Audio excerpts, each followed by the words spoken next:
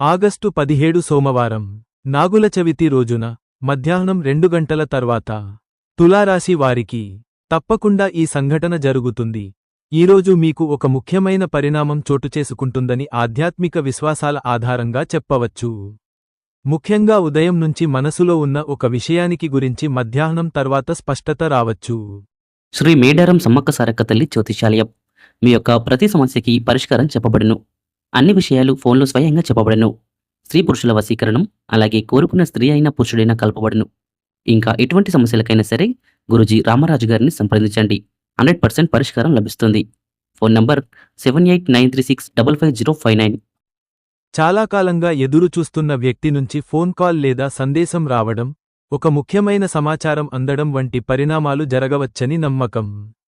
మధ్యాహ్నం 2 గంటల తర్వాత తులారాశి వారు తొందరపడి నిర్ణయాలు తీసుకోకుండా ప్రశాంతంగా వ్యవహరించడం మంచిది.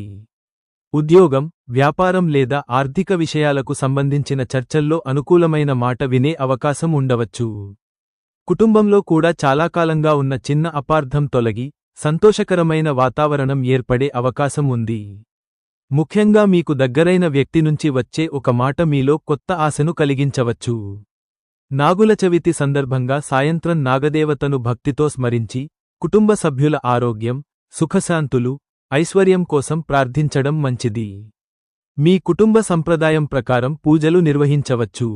పాములకు హాని చేయకుండా ప్రకృతిని గౌరవించడం కూడా ముఖ్యమైన విషయానికి.